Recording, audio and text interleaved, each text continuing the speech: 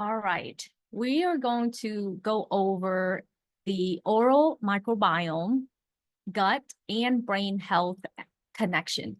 As I shared with you before, the oral microbiome has a pretty significant impact on our overall health and our brain health, and specifically.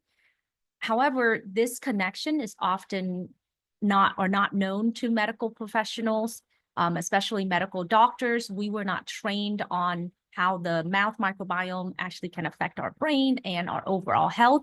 And it's often dismissed or just overlooked because we just didn't know the connection. And then dentists, they're not trained on the oral microbiome. They're trained on the technical aspect of taking care of our mouth. So there's a lot of missing care in our oral health. So that's why it's important that I believe you all should know this. And this is why I made this section, just to kind of introduce you to the significance and the connection of how our mouth microbiome can affect our overall health. So in recent years, this relationship between the body's microbiome, which include our gut, and the oral microbiome and brain health has become a major focus of research, especially concerning neuropsychiatric disorders like depression, anxiety, Alzheimer's, which are the ones that we've been studying the most on. So while much of this research has been centered around the gut-brain axis, we are now seeing emerging evidence that the oral microbiome has a significant impact on our brain health and systemic health as well. So looking at the oral microbiome, we're looking at the mouth's ecosystem of bacteria, fungi, and viruses. Those are the main key players that live in the mouth microbiome. And the mouth is more than just a gateway to our digestive system. It is a hub of microbial activity, and a disruption to this balance is called oral dysbiosis, right? And this has been linked to gum disease, tooth decay. However, the influence now we're seeing is that it goes beyond our oral health. So another way that the oral microbiome impacts the brain is through neuroinflammation. So if you look at the diagram that I found for you guys here, if you look at that, there's 5 different ways in which the mouth microbiome or the dysbiosis in the mouth can cause dysfunction to us. So one is that it changes the metabolic pathways of how we break things down in the mouth.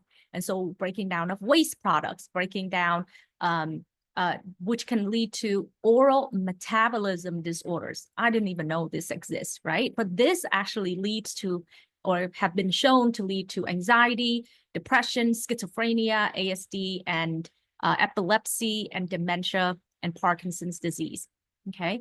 And now the oral gut-brain axis, how this works is that we swallow what's in the mouth. So the bacteria that live in our mouth can actually go down into our gut microbiome and disrupt the gut microbiome in our gut. I actually had this happen to me. I believe the reason why I was diagnosed with lupus was it started out, I had a tooth infection that I didn't know about because I had braces. They broke the root of my tooth, and I didn't know for 2 years until I started having a lot of symptoms like rashes, intolerance to food, like weight gain, but like unexplained weight gain, and brain fog, insomnia. I had a lot of issues, but I just didn't know why until I started seeing pus coming out of my tooth. And of course, I went down that rabbit hole and discovered the whole ideal of the whole principle around the microbiome and how it can cause diseases. And basically, my severe leaky gut was caused by my tooth infection. Now, that in itself can cause us, that's pretty extreme example. But I have had patients who have just an overgrowth of this bacteria, which I'm going to show you a little bit, that then cause an overgrowth of this bacteria in the gut, causing bacterial overgrowth in the gut, leading to inflammation. And in this pathway, the dysfunction that usually comes out of it is dementia, right? Mainly it's just inflammation of the brain.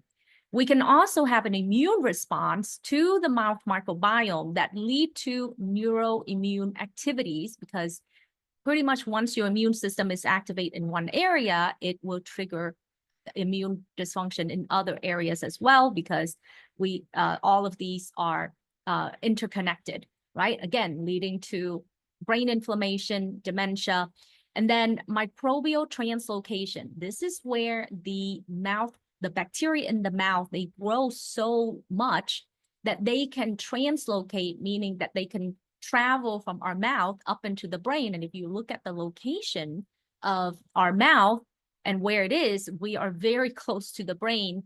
And so that transfer between the nerve in the mouth to the brain is very it's not uncommon, right? And it can lead to anxiety, depression, schizophrenia, Parkinson's, epilepsy. And then the last cause here is the inflammation that comes from the brain can actually break down the blood-brain barrier. And you see this with the gut microbiome as well, which also lead to anxiety, depression. So you can see the pattern here, right? That all of these brain inflammation conditions that I've identified is linked to the gut and the brain and the oral microbiome.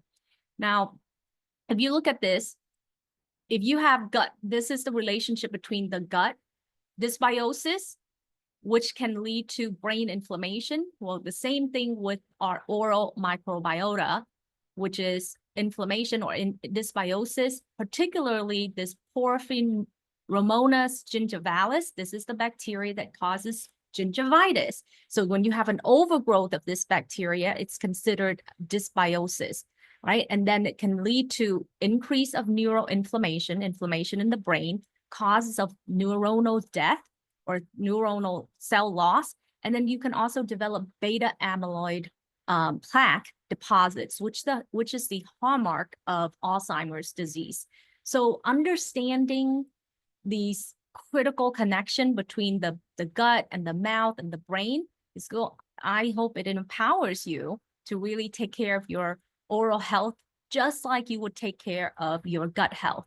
Now, some other minor things that you want to know here is the use of mouthwash, right? Listerine, any of the mouthwash on the market that has like alcohol base or that are antibacterial, although they are effective at reducing harmful bacteria like the Porphyromonas gingivalis, you can also have a reduction of the good bacteria. So I would say here is reduce the use, don't overuse, or change over to oil pulling. Oil pulling typically help you balance the mouth microbiome without killing things off. There will be some die-off of certain bacteria, but it's not like it's not very harsh like something like Listerine or other mouthwash would produce. The other thing that I would recommend is use herbal and non-fluoride toothpaste, because fluoride is a neurotoxin itself.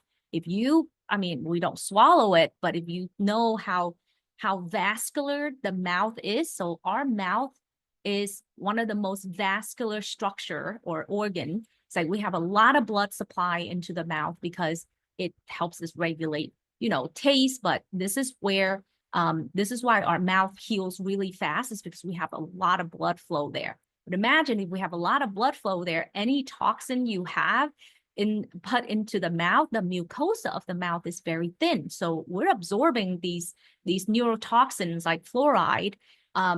So when you brush your teeth and year after year, obviously there's a buildup of these toxins in our system. And that's why I recommend utilizing toothpaste that are not fluoride based. Now, if you have enamel issues or tooth decay issues, obviously there's other strategies. So you can look into that more specifically. However, you probably want to get a holistic dentist on board. They exist. There's more of them now, and they're becoming more known and sought after, because the way conventional dentistry doesn't really understand this intricate relationship between the mouth microbiome and our systemic health, unfortunately. But I think a lot of them are starting to be aware. So just ask your dentist, see where they're at, and just add on another holistic dentist if you can as part of your care team. All right, I will see you in the next video.